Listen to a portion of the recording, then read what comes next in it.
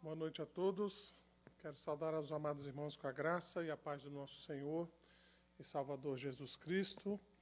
A todos aqueles que conosco estão nesse momento por meio da internet, nós queremos dar as boas-vindas, pedir a Deus que neste momento abençoe sua vida, onde quer que você esteja, com a sua família, participando conosco deste momento da pregação da Palavra de Deus.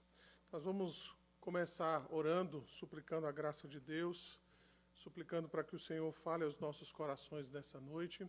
Então quero convidar cada um de vocês que estão aí na sua casa, com a sua família, que neste momento então feche os seus olhos para que nós possamos orar e colocar as nossas vidas diante do Senhor. Oremos. Ó Pai, nós te bendizemos, te damos graças, ó Deus, por estarmos aqui mais uma vez. Obrigado, Senhor, pelo privilégio que o Senhor nos concede de podermos adorar o Teu santo nome. Embora não estejamos aqui reunidos num culto público, junto com os nossos irmãos, de maneira física, nós podemos louvar e engrandecer o Teu nome, Senhor.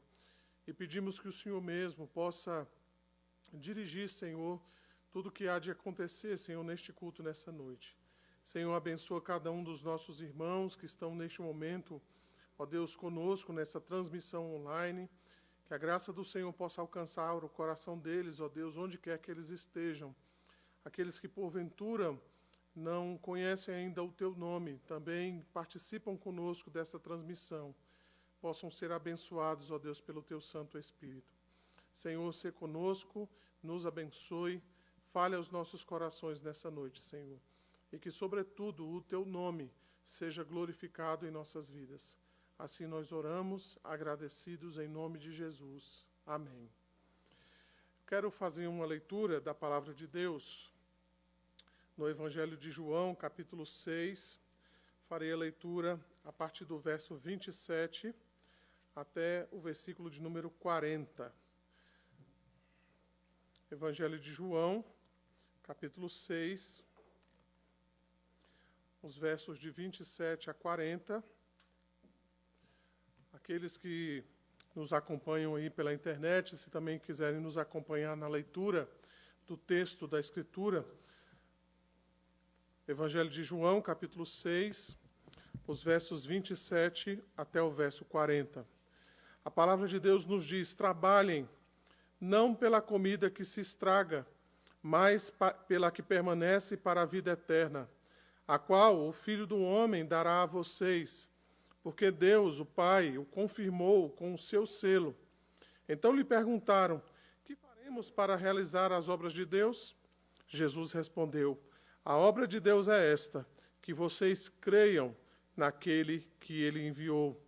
Então lhes disseram: que sinal o Senhor fará para que vejamos e creiamos no Senhor?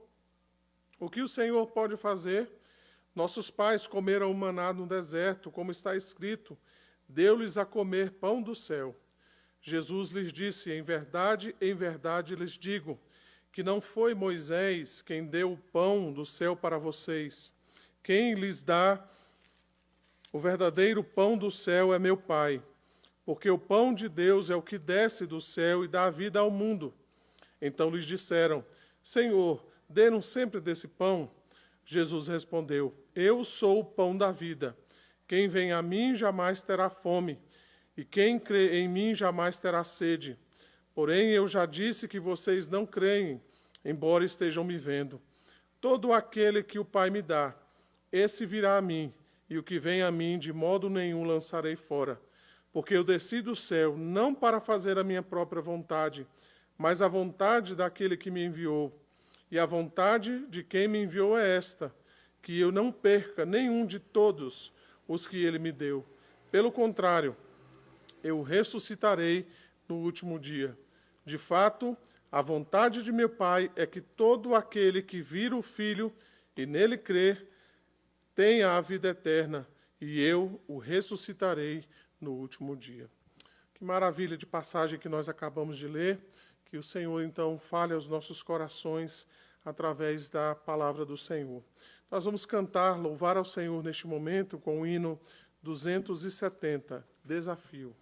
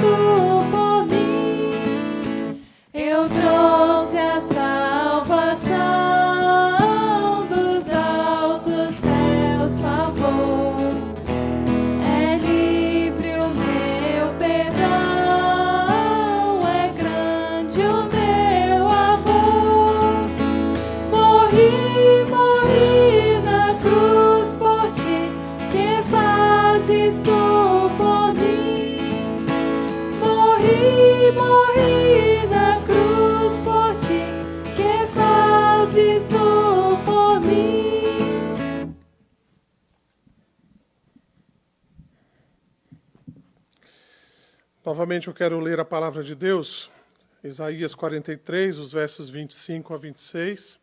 A palavra de Deus ali no texto escrito pelo profeta Isaías 43, os versos 25 e 26, a palavra de Deus nos diz: Eu mesmo, sou o que apago as tuas transgressões por amor de mim. Dos pecados que você cometeu não me lembro. Relembre-me o que aconteceu. Vamos juntos ao tribunal. Apresente as vossas razões para que você possa se justificar. A palavra de Deus então nos diz que nós devemos suplicar a Deus a sua graça. E ele então aqui nos dá uma promessa maravilhosa. Ele diz que ele apaga as nossas transgressões por amor dele. É por causa da misericórdia e da graça de Deus que nós podemos suplicar a sua presença e, na sua presença, então, suplicar o perdão dos nossos pecados. Nós vamos fazer isso nesse momento, mesmo à distância. Você pode aí na sua casa, neste momento, suplicar a graça de Deus, pedindo perdão pelos seus pecados, mas eu gostaria também que nós, neste momento, suplicássemos pela nossa nação. Eu sei que hoje a Igreja Presbiteriana do Brasil, ela convocou então um jejum e também oração, e eu sei que outras igrejas também têm feito isso. E neste momento nós vamos suplicar não somente pelos nossos pecados, mas nós vamos suplicar também para que Deus tenha misericórdia da nossa nação, Deus tenha misericórdia dos nossos governantes e dê a eles sabedoria, dê a eles graça, dê direção a cada um deles, para que eles possam dirigir o nosso país segundo a vontade do Senhor. Vamos orar neste momento, suplicando a graça de Deus sobre nós e também sobre a nação. Oremos. Ó Senhor, nós te bendizemos nessa noite mais uma vez. Obrigado, Senhor, por Jesus Cristo, nosso Salvador, o nosso advogado, aquele que apresenta-se diante do Senhor, apresenta as nossas petições diante do Senhor. E por isso nós queremos, ó Deus, no nome dele, apresentar, ó Deus, os nossos pecados diante do Senhor e suplicar a tua graça, o perdão deles por meio de Jesus Cristo, nosso Salvador. Que o seu sangue nos purifique, que o seu sangue, Senhor, nos liberte, Senhor, das faltas, dos pecados que temos cometido diante do Senhor. Ó Deus, perdoa, Senhor, quando nós somos negligentes, ó Deus, no dever, quando, Deus, deixamos de fazer coisas que o Senhor nos ordena, quando fazemos aquilo, Senhor, que o Senhor nos proíbe. Senhor, tenha misericórdia das nossas vidas, ó Pai. Neste momento também nós suplicamos pela nossa nação, para que o Senhor esteja abençoando, Senhor, os nossos governantes, que eles possam dirigir, Senhor, este país segundo a vontade do Senhor, ó Deus. Tenha misericórdia daqueles que sofrem, tenha misericórdia, Senhor, daqueles que têm, ó Deus, sofrido grandemente, Senhor, com essa epidemia, com o fechamento dos comércios, aqueles que, porventura, já foram, inclusive, demitidos, ó Deus, por causa dessa situação, Senhor. Nós suplicamos, ó Deus, a Tua graça, suplicamos que o Senhor sare a nossa terra, Senhor, e que o Senhor derrame das bênçãos, ó Deus, do Senhor sobre essa nação, Senhor. Abençoa, Senhor, a nossa vida, abençoa o nosso país. É assim que nós suplicamos a Tua graça sobre nós. Nós oramos assim em nome de Jesus, o nosso Salvador. Amém. Novamente, irmãos, nós vamos ler a palavra de Deus no texto de Deuteronômio, capítulo 16, verso 17, apenas eu lerei para os irmãos, e também vamos louvar ao Senhor com o hino de número 92. A palavra de Deus nos diz: mas cada um oferecerá na proporção que possa dar, segundo a bênção que o Senhor, seu Deus, lhe houver concedido. Este momento é um momento reservado para nós dedicarmos a Deus os nossos dízimos e as nossas ofertas. Obviamente, por causa da questão do fechamento do culto público, nós não podemos fazer isso neste momento aqui, presencialmente. Eu sei que alguns irmãos têm feito isso de maneira eletrônica, transferências, alguns têm deixado, inclusive, os seus dízimos e ofertas aqui na igreja. E nós queremos, então, reforçar, pedir aos irmãos que continuem fazendo isso, né? Alguns tiveram problemas, né, nas transferências, então nós temos divulgado aí nos grupos do WhatsApp justamente as contas e também os meios pelos quais os irmãos podem fazer isso. Nós vamos adorar ao Senhor neste momento com o hino de número 92, A Fé Contemplada, e também nós vamos orar agradecendo a Deus pelos dízimos e pelas ofertas.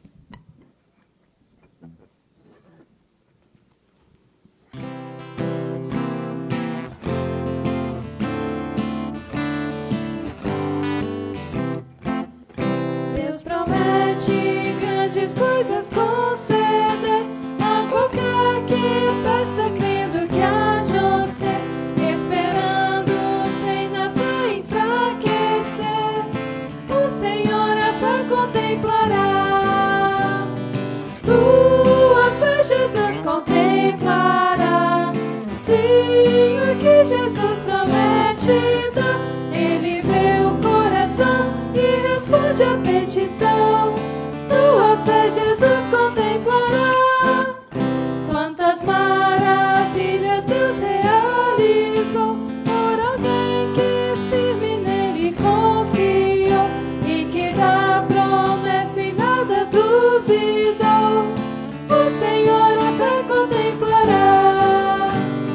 Tua fé, Jesus, contemplará. Sim, o que Jesus promete dá, Ele vê o coração e responde a petição. Tua fé, Jesus, contemplará. Sim, creiamos no que Deus nos prometeu, pois jamais desonrará o nome seu. Ele cumprirá promessas que nos deu. O Senhor a fé contemplará. Tua fé, Jesus, contemplará. Sim, o que Jesus promete dá, Ele vê o coração e responde a petição. Tua fé, Jesus, contemplará.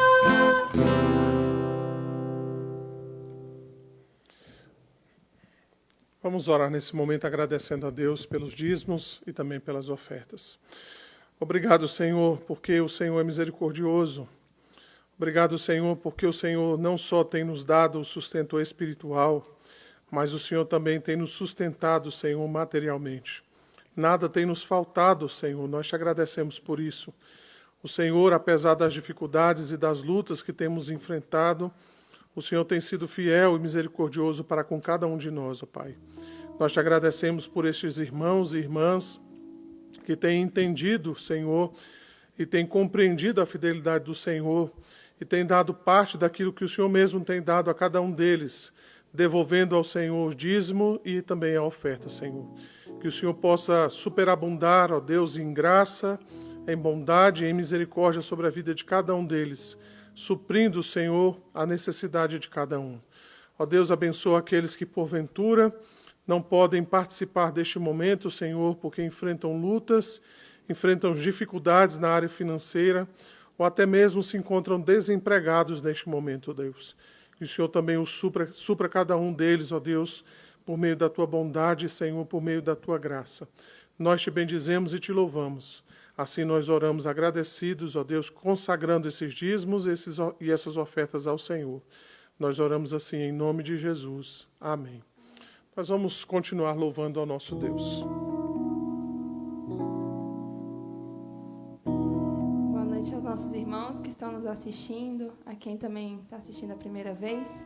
O primeiro cântico que nós vamos estar aqui cantando nesse momento de louvor é um trecho de uma mensagem de Paulo aos Coríntios, que fala que nem anjos, nem principados, nem coisas do presente, nem do porvir, nem alturas, nem profundidade, nada nos separa do amor de Cristo. Quem nos separará?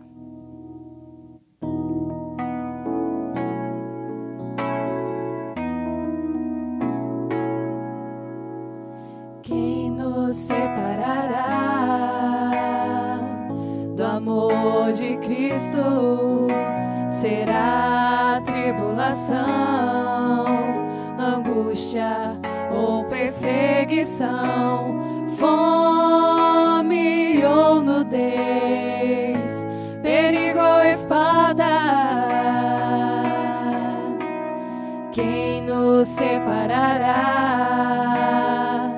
do amor de Cristo? Será tribulação, angústia ou perseguição, fome ou nudez, perigo ou espada? Porque eu estou bem certo de que nem morte, nem vida, nem anjos, nem principados, nem coisas do presente, nem do porvir, nem poderes, nem alturas, nem profundidades, nem qualquer outra criatura poderá nos separar do amor de Deus, que está em Jesus Cristo, nosso Senhor,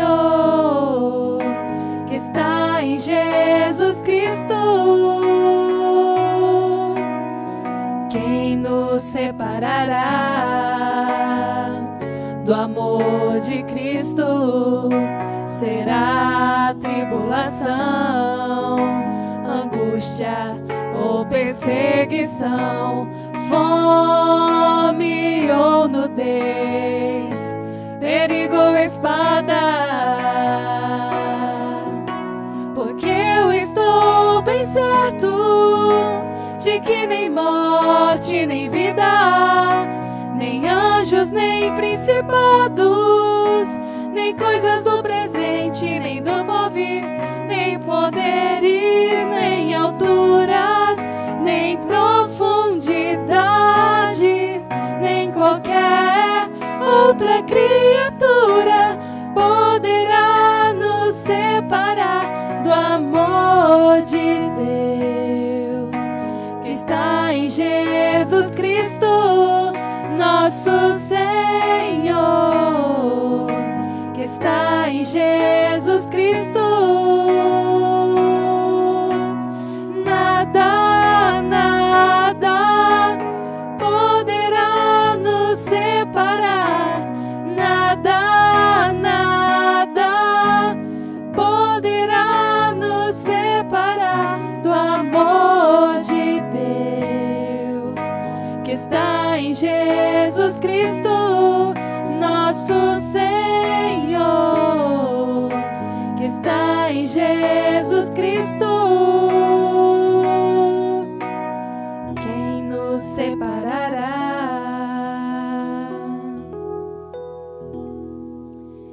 mês é um mês muito especial para a igreja, porque nesse mês de abril nós comemoramos, nós agradecemos pelo sacrifício que Cristo fez por nós.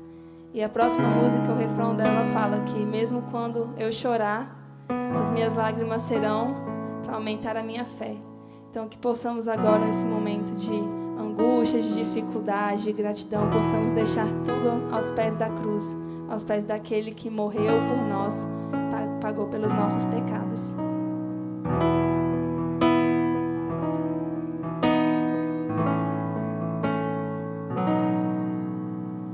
Meu Jesus maravilhoso és, minha inspiração a prosseguir.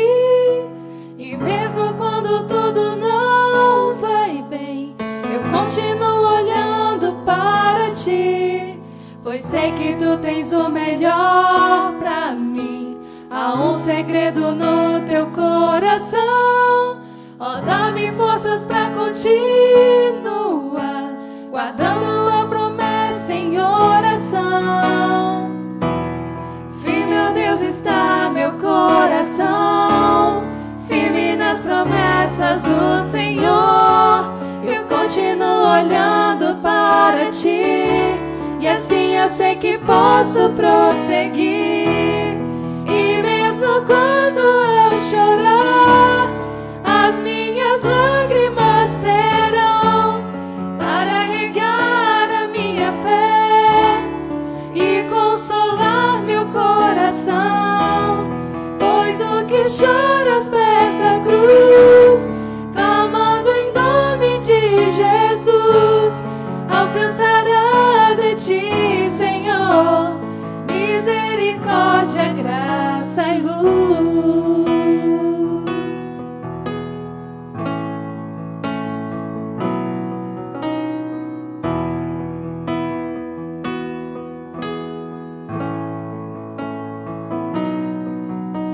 Teu grande amor não cessa, eterno, não tem fim.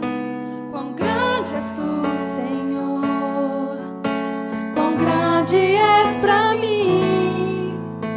Tua graça é o meu refúgio, descanso no teu poder.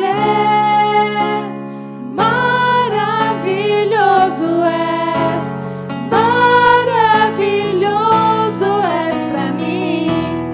Firme, ó Deus, está meu coração, firme nas promessas do Senhor.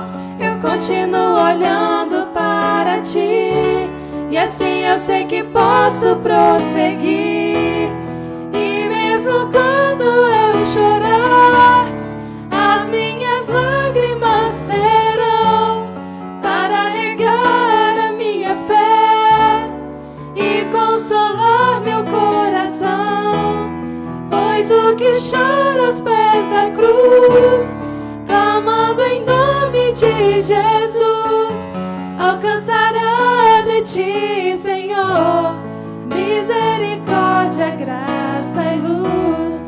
E mesmo quando eu chorar, as minhas lágrimas serão para regar a minha fé e consolar meu coração. Pois o que chora aos pés da cruz, clamando em nome de Jesus, alcançará de ti, Senhor, misericórdia, graça e luz.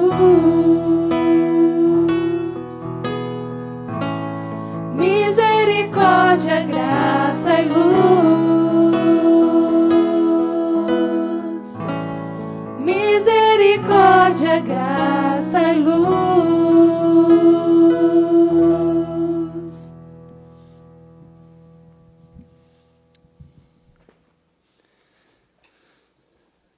Eu quero saudar a todos com a graça e a paz do Senhor Jesus. E nós vamos dar continuidade aqui a este momento de adoração ao Senhor, de culto. E eu quero abrir a palavra de Deus para uma leitura em 2 Timóteo, no capítulo 1, os versículos de 6 ao 14. 2 Timóteo, capítulo 1, versículos de 6 ao 14. A palavra de Deus nos diz assim: por esta razão, pois te admoesto, que reavives o dom de Deus que há em ti, pela imposição das minhas mãos.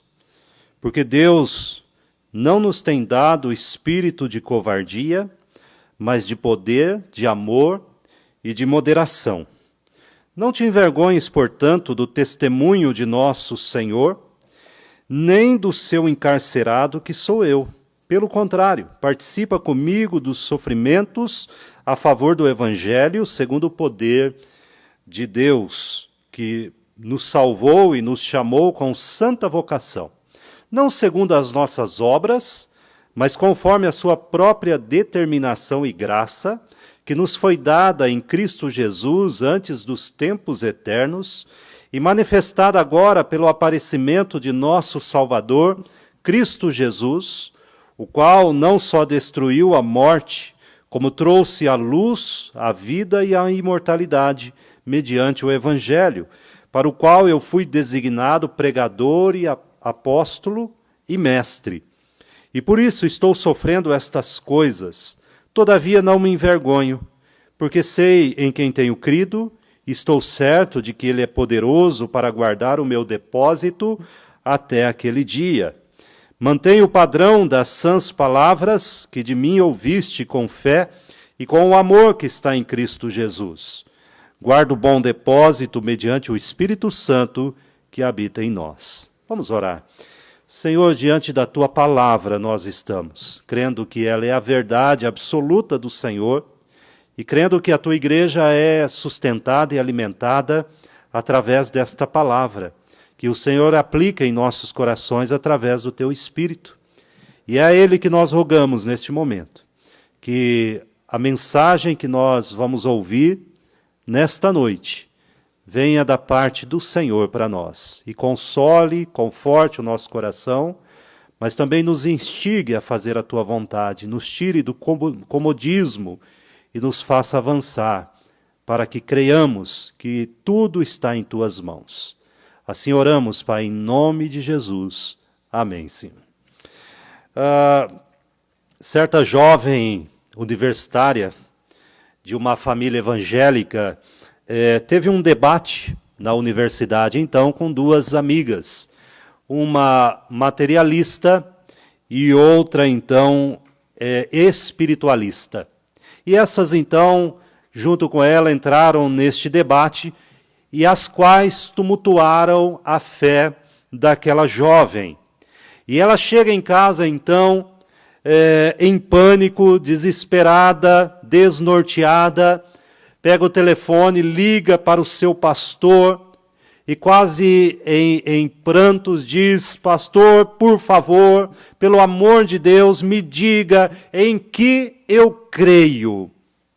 Então, esta pequena história fala da falta de convicção, de firmeza da parte, quem sabe, de muitos de nós. E a convicção, e o texto vai nos falar acerca disto, ela está relacionada a fatos e a razões que não deixam sombras de dúvida a respeito do que nós cremos, do conhecimento que está no nosso coração. E por que isso é importante? Por que a Bíblia diz que a convicção é importante?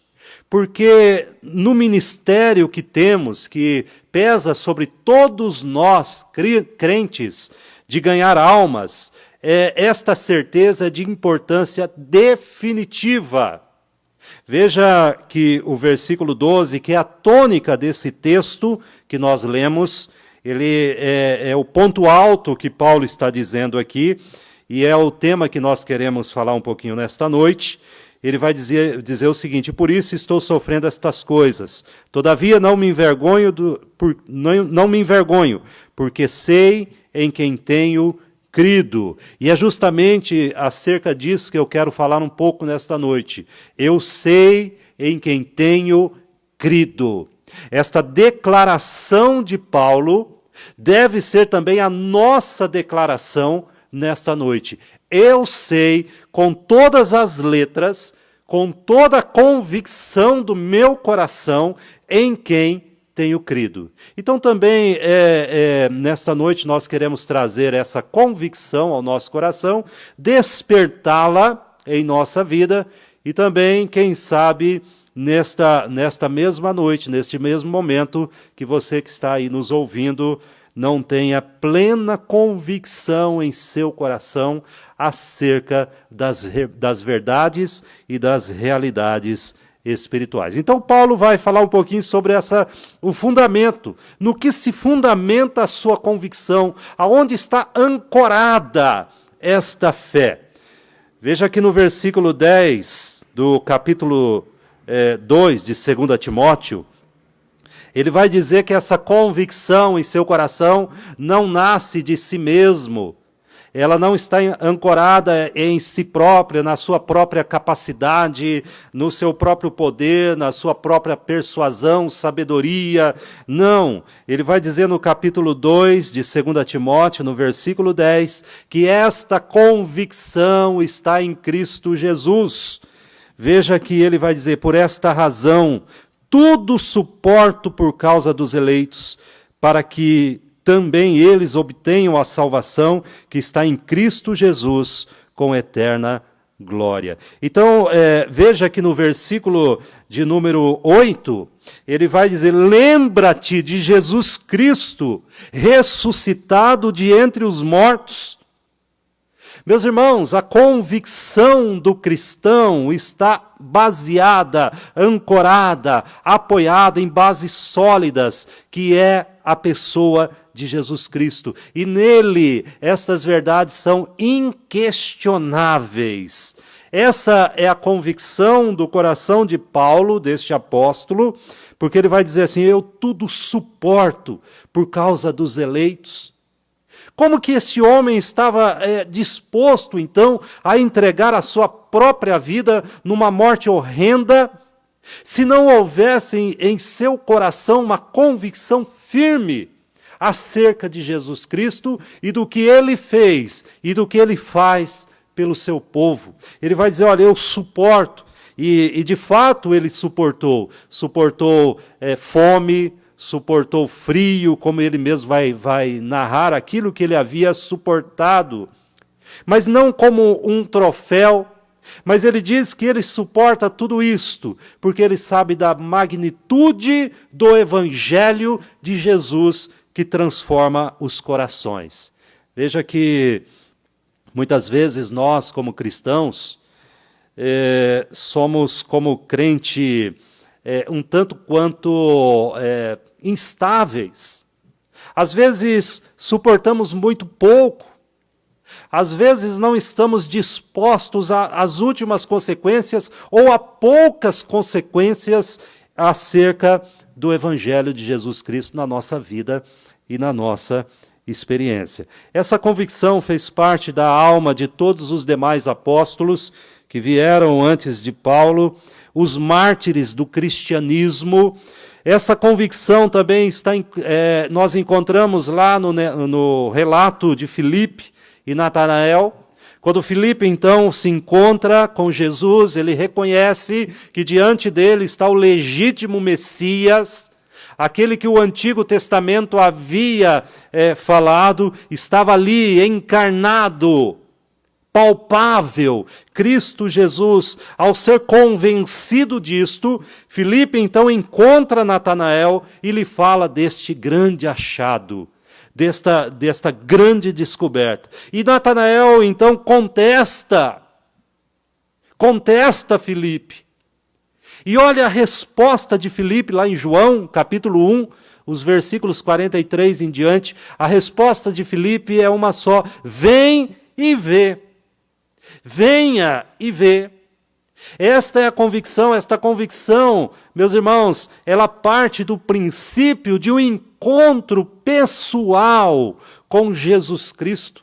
Não dá para ter convicção de fé, de esperança da vida eterna, de que as coisas deste mundo passarão, de que os sofrimentos que possa nos impingir nessa vida não é nada comparado com a glória que há de vir se esta pessoa não teve um encontro com Jesus.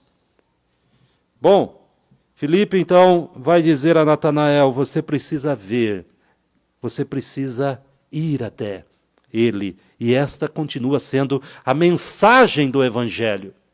Não dá para ser cristão de longe, não dá para ter convicção de longe, mas é necessário então esta experiência pessoal, este encontro pessoal com Jesus Cristo. Talvez as igrejas elas estejam cheias de pessoas sem convicção, que cedem em seus princípios, fazem concessões facilmente, como se o Evangelho de Jesus, como se a pessoa de Cristo, então, não merecesse a nossa própria morte, o nosso próprio sacrifício. Veja só que as declarações de Jesus acerca de si mesmo pode responder por que nós devemos ter esta convicção. Meus irmãos, quando a gente abre a palavra do Senhor, nós encontramos Jesus dizendo que ele não tinha, mas ele era e ele é a bênção que necessita o espírito humano. Jesus não diz ter algo. Olha, eu tenho algo para você. Não, essa não é a declaração de Jesus. A declaração de Jesus é: eu sou a bênção que você necessita. Não é algo que eu te dou, mas é algo que eu sou, que você precisa. E ele fala isso lá em João 6,35, quando ele diz assim: eu sou o pão da vida. Jesus não está dizendo, olha, eu tenho o pão da vida. Não, eu sou o pão da vida. E é de Jesus que nós nos alimentamos. É dele. Ele ainda declara em João, capítulo 8, versículo 12, eu sou a luz do mundo. Jesus também não diz, olha, eu tenho uma luz para te dar. Não. Ele vai dizer, eu sou a luz do mundo. Então essas convicções nascem porque Jesus declara algo de extrema importância para nós. E ele ainda vai fazer algumas promessas. Lá em Mateus 11, 28, ele vai dizer assim, olha, venha a mim quem está cansado e sobrecarregado. Eu vou aliviar vocês. Essa é a promessa que Jesus faz. Veja lá em João também, no capítulo 6, vou abrir aqui para uma leitura. João capítulo 6, no versículo 39, Jesus também nos declara dizendo, só um momento aqui, deixa eu abrir, João 6,39, ele vai nos dizer o seguinte, e a vontade de quem me enviou é esta, veja o que Jesus, a promessa que ele faz, em João 6,39, a vontade de quem me enviou é esta, a vontade de Deus, que nenhum eu perca de todos os que me deu, pelo contrário, eu os ressuscitarei no último dia. Meus irmãos, o que Jesus está prometendo aqui é quando nós temos um encontro pessoal com Ele, Ele se torna Senhor e Salvador da nossa vida. Ele, nesse texto, faz duas promessas. A primeira está ligada a Mateus 11, 28. Eu cuido de você. Eu cuido. Você não vai se perder. Eu garanto isto. Enquanto você estiver vivo, eu vou cuidar de você. Mas ele diz, eu ressuscitarei no último dia. Eu continuo cuidando de você após a sua morte. Porque eu vou ressuscitar você. Você vai viver para sempre comigo. Veja que a partir do momento que nós fazemos esta entrega, temos este encontro com Jesus, não só nesta vida, a promessa de Jesus nos garante a sua companhia, mas por toda a eternidade. E ele vai dizer lá em João, capítulo 10, no versículo de número 28, ainda uma promessa sua, o seguinte: eu lhes dou a vida eterna, jamais perecerão, e ninguém as arrebatará de minha mão. Veja que Paulo, falando sobre isso lá em Romanos 8, se lembrando dessa promessa de Jesus, vai dizer assim: quem nos separará do amor de Cristo? Quem vai nos separar do amor de Cristo? Ele coloca uma série de coisas, de tribulações deste mundo, tribulações espirituais, até que todo o inferno se levante, todas as hostes infernais possam se levantar contra você. Mas se Jesus Cristo te adotou como filho, eles não poderão fazer nada contra nós. Meus irmãos, há promessas maravilhosas do Senhor Jesus, e Paulo então tinha sua convicção fundamentada nestas promessas, nas declarações de Jesus, nas promessas de Jesus, mas Paulo também fala destas promessas como uma garantia de que ele poderia repousar tranquilo. Elas ultrapassam em tudo, inclusive as possibilidades humanas. E isso significa para nós que certamente não são homens que dão a última palavra, não são governos que dão a última palavra, mas é Deus dá a última palavra ao seu povo. A experiência dos seguidores, o exercício da fé na pessoa, na palavra e nos feitos ou nos atos de Jesus, tem proporcionado aos seus seguidores experiências consoladoras e comprovativas. Nós vimos isso lá em Atos, no capítulo 4, a partir do versículo 11, como esses irmãos, então, experimentaram, vivenciaram esta fé em momentos de tribulação. Nós podemos vivenciar isto também. Mesmo que nos seja tirado tudo, não pode ser tirado aquilo que nós temos de mais precioso, a convicção em Cristo Jesus. Meus irmãos, essas declarações, Paulo também fala acerca não só do que seu fundamento está em Cristo Jesus, do que ele é, do que ele fez, da experiência do encontro com Cristo, mas Paulo fala, olha, a minha convicção repousa na palavra de Deus. No capítulo 2, no versículo 15, 2 Timóteo 2,15, ele diz assim para nós, para Timóteo naquele primeiro momento e para nós nos dias de hoje: procura apresentar-te a Deus aprovado, como obreiro que não tem de que se envergonhar, que maneja bem a palavra da verdade. Paulo vai falar acerca das Escrituras Sagradas, em outras ocasiões também, no capítulo 3 desse mesmo texto, de 2 Timóteo, dizendo no versículo 16, toda a Escritura é inspirada por Deus. Toda. Gênesis, a primeira palavra de Gênesis, até a última palavra de Apocalipse, foi inspirada por Deus. Para que Deus inspira esta palavra? E Paulo nos esclarece dizendo, para o ensino, para a repreensão, para a correção, para a educação na justiça.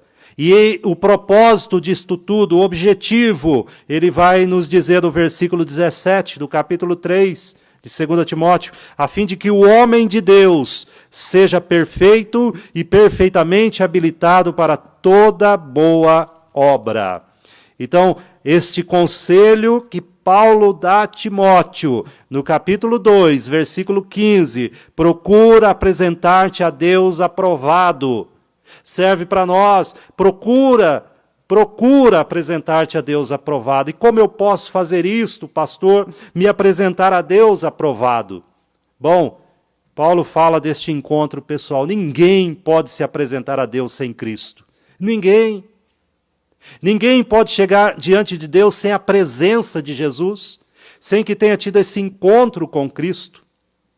E Paulo vai dizer, olha, apresentar-se a Deus com Cristo agora pressupõe de que as Escrituras Sagradas dirigem os seus passos. A Bíblia é a revelação de Deus.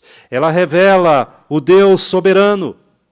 Ela revela o Deus criador. Nós vimos hoje de manhã um estudo maravilhoso da palavra de Deus acerca de que tudo está no controle absoluto de Deus como Criador onipotente, que se manifesta na sua criação. Deus se revela também como Pai. Assim Ele se revela nas Escrituras. Deus se revela como o amigo. Deus se revela como o Senhor, como Consolador. Deus se revela a nós de várias maneiras, de várias formas, consolando o nosso coração, mas através das Escrituras sagradas, do texto das Escrituras. A Bíblia é a nossa fonte de fé. Meus irmãos, o que a gente precisa entender é que só existem cristãos porque existe a Bíblia. O mundo acha que a Bíblia foi criada pelos cristãos. Não. Pelo contrário, o contrário é verdadeiro. A Bíblia é que deu origem aos cristãos. Se a Bíblia for retirada, não existe cristão. Não existe cristão sem Bíblia. Sem Bíblia. Ela é o livro do cristão. É por causa dela que existe o cristão. Não é o cristão, a Bíblia existe por causa do cristão. Não. Não é isso. A Bíblia não nasceu da vontade de um homem, da vontade de um cristão. Não. Mas é o contrário. O cristão nasceu por causa da Bíblia. É por causa da palavra de Deus. É dela que procede, então, toda a nossa fé. Sem a Bíblia, nós não saberíamos nada de Jesus, cujo nome nós carregamos, cristãos. Nós carregamos o nome de Jesus. Então a Bíblia é esta luz para o nosso caminho. Nós vivemos épocas de desorientação moral e espiritual. Se a gente retornar um pouquinho para trás, algumas semanas e meses atrás, nós estávamos diante do carnaval. Todo tipo de aberração, loucura, devaneio, imoralidade, afronta a Deus, foram feitas então nessas festas. E a Bíblia então ela se mostra como uma luz num mundo desorientado, espiritualmente morto, falido. Ela é o único farol capaz de conduzir os homens ao porto seguro, que é Jesus, iluminando a nossa caminhada. Lâmpada para os meus pés é a tua palavra, diz o salmista lá no Salmo 119, e luz para o meu caminho. Meus irmãos, por essas e outras razões, a evangelização do mundo requer que nós, que somos encarregados disto, homens e mulheres, jovens e velhos, somos encarregados. Então nós precisamos nos encher deste conhecimento das Escrituras e da intimidade com o nosso Redentor, com o nosso Salvador. Porque senão o mundo não nos dará ouvidos. Não se importará com o que a gente possa falar. Então, nós vemos Paulo falando sobre isso quando ele vai dizer sobre os efeitos da convicção. Então ele fala, olha, minha convicção está fundamentada nisso. Ótimo, que bom. Fundamentado na minha experiência com Cristo, fundamentada nas Escrituras sagradas, mas se a gente diz que algo na nossa vida está fundamentado naquilo, precisa ter um efeito. Qual é o resultado disso? Qual o efeito disto? Quando você, por exemplo, coloca uma lâmpada na sala da sua casa e aperta aquele botão, você espera que aquela lâmpada, ela acenda, ela ilumine. Porque você acredita então que ela está fundamentada, colocada numa fonte de energia. Então, se espere dela que a hora que se aperta aquele botão, ela produza a luz. Assim também conosco. Se a gente se diz cristão, olha, eu creio em Cristo, olha, eu tenho a minha Bíblia, eu leio a minha Bíblia, então, muito bem, seja essa luz. Cristãos que não iluminam precisam rever as suas convicções. Então, Paulo fala acerca desses efeitos a partir do versículo 6, do capítulo 1 de 2 Timóteo. Ele vai dizer, ora, por esta razão, ele está falando da fé, né? A partir do versículo 3, ele fala da fé, e essa fé foi um exemplo de uma vida para outra, falando para Timóteo, olha, sua avó Lloyd, né, teve essa fé, a sua mãe Eunice também teve essa fé. Então, por que elas demonstraram de forma prática essa fé? Você precisa demonstrar também. Por esta razão, pois eu te admoesto que reavives o dom de Deus que é em ti, pela imposição das minhas mãos. Paulo está dizendo, olha, a partir dessa convicção, agora haja, faça. Reavive esse dom, porque Deus não nos tem dado espírito de covardia, mas de poder, de amor e de moderação. Não te envergonhes, portanto, do testemunho de nosso Senhor, nem do seu encarcerado que sou eu. Pelo contrário, participa comigo dos sofrimentos a favor do Evangelho, segundo o poder de Deus, que nos chamou, que nos salvou e nos chamou com santa vocação. Então veja, meus irmãos, que Paulo está dizendo a Timóteo, olha, se você diz que tem uma convicção, vamos, eia, avante, faça, porque há uma santa vocação em você. E Deus te chamou para isso. Não para se encolher de medo, mas para ser um arauto do Evangelho, levando então as boas novas para aqueles que estão em trevas.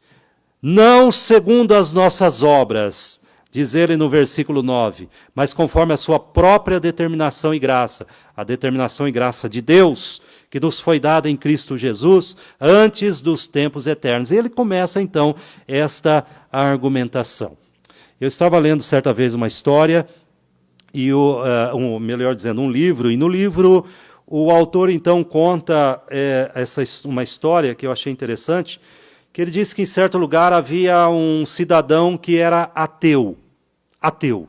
Declaradamente se dizia ateu. Mas esse cidadão ateu, ele gostava de regularmente ouvir determinado pregador. Ele sempre ia ouvir aquele pregador. Um declarado ateu, ouvindo um pregador evangélico. E um amigo, chegou nele e diz, olha, fulano, você disse ser ateu? Sim, eu sou ateu. O que você vai fazer, então, ouvir aquele pregador? E ele responde o seguinte, olha, aquele homem fala com tanta convicção, com tanta certeza, que vale a pena ser ouvido até mesmo por um ateu.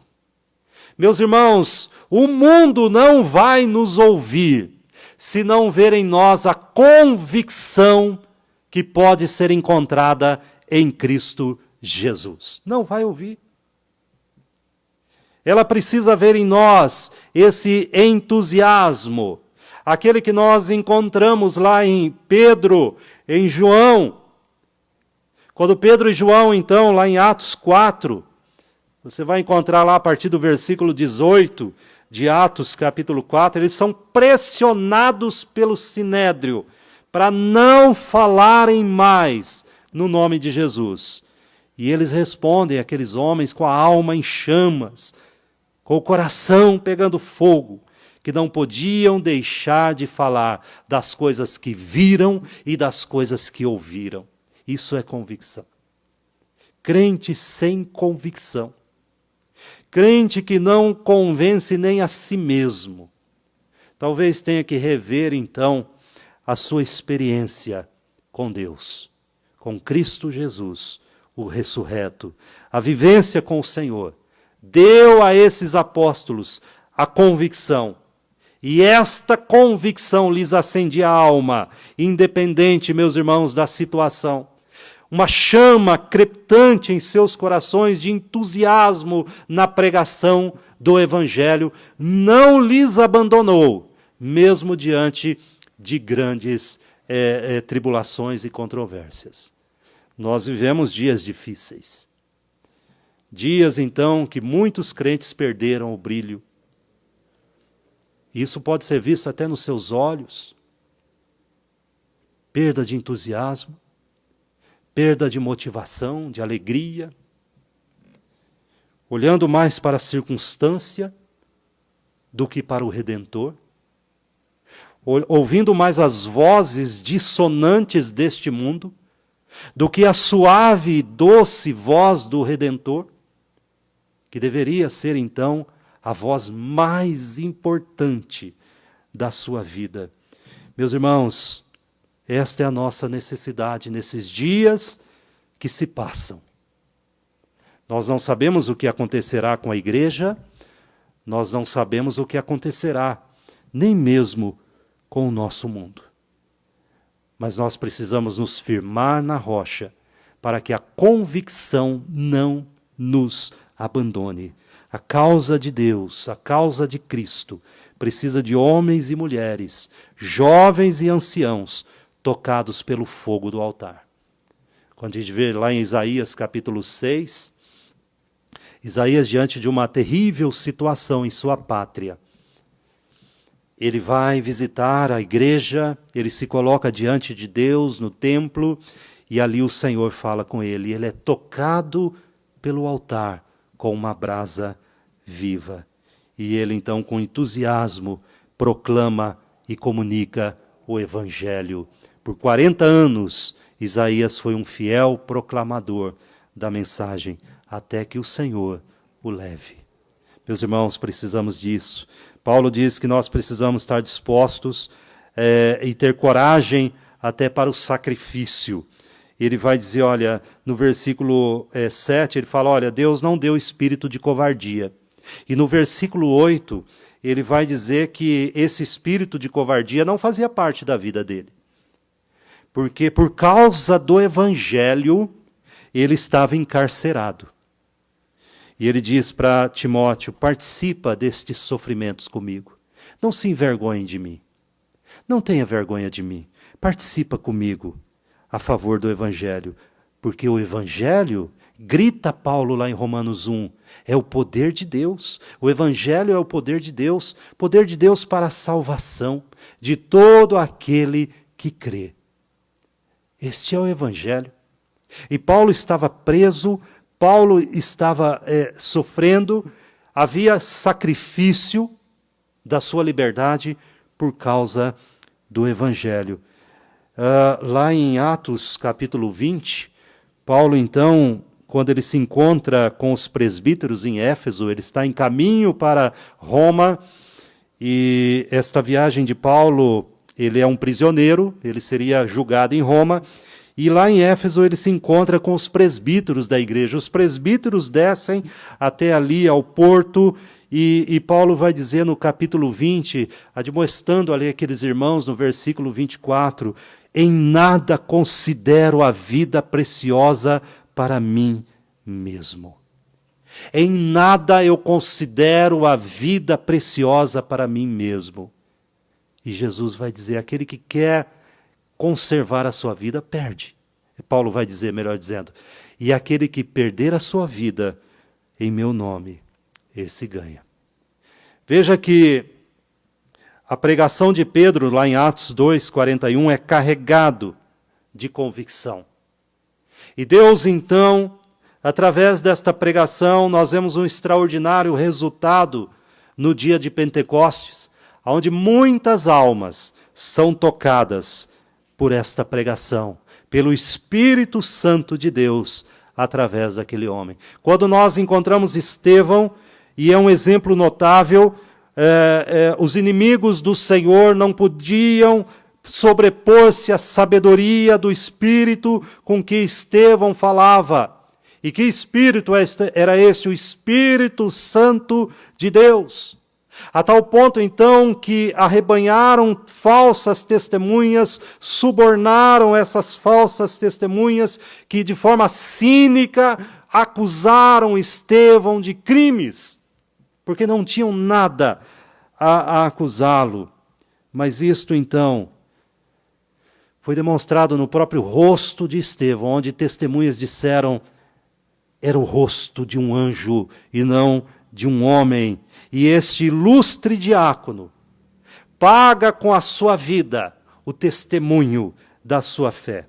Irmãos, a evangelização do mundo, repito novamente, carece de homens e mulheres que tenham a alma ancorada na convicção e na fé nos atos de Deus. Você e eu somos chamados para isso. E só esse tipo de cristão é capaz, nas mãos do Espírito Santo de Deus, causar impressões salvadoras, que resultem na conversão de pecadores e na glorificação de Deus. Não será diferente. Deus usará homens e mulheres que tenham convicção. E eu quero terminar nesta noite fazendo este desafio. E qual é o desafio? Primeiro, a Bíblia diz que constantemente nós precisamos sondar as nossas convicções. Sonda as suas convicções, vê se você está na fé, diz a palavra de Deus. O que isso quer dizer? Vê se não há em seu ser como cinzas tomando conta daquela brasa. Se não precisa ali de um sopro novamente para que aquela brasa brilhe, para que ela aqueça novamente, para que ela queime mais uma vez. Então nós precisamos o tempo todo estar sondando, porque muitas vezes as nossas convicções estão afogadas nas nossas próprias lutas, nos nossos próprios problemas, nos nossos próprios direitos, naquilo que nós achamos mais importantes para nós. E esquecemos por um pouco o reino de Deus. Eu quero, já caminhando para o final, alguns anos atrás, conta a história, alguns poucos séculos atrás, que na Inglaterra um assassino condenado à forca chegou então o seu grande dia. O nome desse homem era Charles Peace. E ele, então, foi condenado pela justiça a morrer enforcado. E ali, então, sendo conduzido para a forca, como era costume na época, um pastor o acompanhava e citava ali, então, alguns textos das Escrituras Sagradas e algumas palavras, então, aquele assassino já condenado, caminhando para o cadafalso ali, para a forca. E passado alguns instantes, aquele condenado se vira para aquele pastor e pergunta: o senhor realmente crê no que o senhor está me dizendo? E aquele homem é tomado de surpresa, aquele pastor, e diz: sim, eu creio. E aquele condenado diz: não, o senhor não crê nisso que o senhor está me dizendo. Porque se o Senhor cresce no que afirma crer, no que o Senhor está me dizendo aqui, o Senhor correria ou rastejaria por toda a Inglaterra, e pelos campos, e pelas casas, e pelas cidades, ainda que a Inglaterra estivesse cheia de cacos no chão, cacos de vidro no chão, você rastejaria para falar a homens e mulheres a respeito da sua fé. E a história deixa isso registrada, ele diz: não, o Senhor mesmo não crê naquilo que professa. Talvez Charles Peace não estivesse assim tão longe da verdade, não estivesse tão equivocado nesta palavra dura, nesse sermão que ele dá a este pastor. Será que a gente mesmo crê naquilo que nós professamos? Será que a gente está disposto a sair do nosso comodismo Será que a gente está disposto a algum sacrifício? Eu não estou dizendo que o sacrifício é meritório, não. Eu estou dizendo que muitas vezes Deus, então, vai querer nos tirar do nosso comodismo para anunciar as boas novas, para que o nome dele seja glorificado. Talvez, meus irmãos, pese sobre a igreja, quem sabe lá, quando milhões de indivíduos perdidos no dia do juízo, lance sobre nós, sobre a igreja, a culpa do seu destino, da sua sorte. Talvez eles possam dizer, é claro que Deus não aceitará esta declaração, mas eles possam dizer, olha, eu não via cristãos convictos. Meus irmãos, é necessário vivermos a prática da fé que professamos. É vivermos essa prática. E dizermos a Deus todos os dias, Senhor, como eu poderei te servir melhor neste dia? Como eu poderei praticar a tua palavra nesse dia? Porque nossa convicção precisa render lucros para o reino de Deus. Lucros para o reino de Deus. E lucros para o reino de Deus são almas e vidas que se rendem aos pés do Todo-Poderoso. Vamos orar. Se for possível a você, feche seus olhos e vamos falar com Deus neste momento.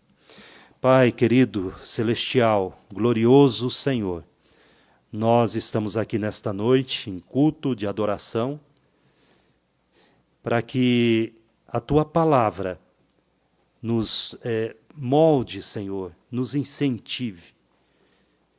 Mas sabemos, Pai, que se o Senhor não falar através do Teu Espírito em nossos corações, nada poderá falar. Então, Senhor, em nome de Jesus, clamamos que a mensagem venha falar a nós, Pai, nos despertar e nos levar até Cristo. Fica conosco, nos abençoe, oramos em nome de Jesus. Amém, Senhor. Vou passar a palavra ainda ao reverendo Ricardo. Oi? Você vai pedir ao reverendo Ricardo para impetrar a bênção. E aí, então, ele vai passar aqui alguns avisos ainda de interesse da igreja.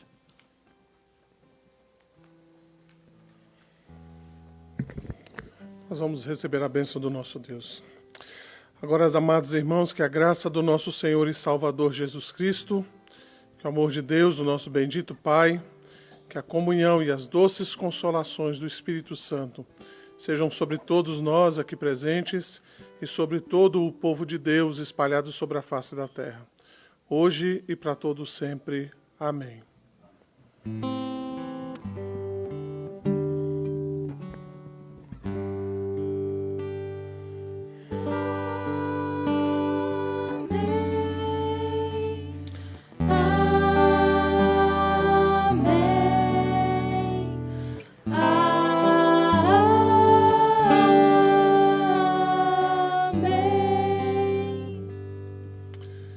Amém. Nós já estamos finalizando a nossa transmissão. Gostaria só de lembrar aos irmãos que esta semana é a semana de oração. Nós estaremos online todos os dias, de segunda a sexta-feira, às 20 horas pontualmente. E ali nós teremos a oportunidade de adorarmos a Deus e também de elevarmos a Ele as nossas orações. Então, que nessa semana o Senhor possa abençoar cada um dos irmãos, possa continuar derramando da sua graça, da sua misericórdia sobre cada um. Irmãos, continuem em oração pelo nosso país, continuem em oração, né? Não deixe de fazer ali o culto doméstico. Eu sei que as irmãs da UCP têm disponibilizado também material para que vocês possam ajudar no ensino bíblico das crianças durante esse período de quarentena. Então, ali no grupo da UCP sempre tem sido disponibilizado materiais conforme a faixa etária. Se você não faz parte desse grupo da UCP, você pode então procurar nossa irmã Lana ou ligar aqui na secretaria para que esses materiais cheguem às suas mãos, para que você possa ajudar também as crianças, para que elas possam ter um ensino bíblico durante esse período de quarentena. Que Deus os abençoe. Nós encerramos por aqui, então, a nossa transmissão, aguardando os irmãos durante toda essa semana, para que nós possamos orar ao nosso Deus. Que Deus os abençoe ricamente. Amém.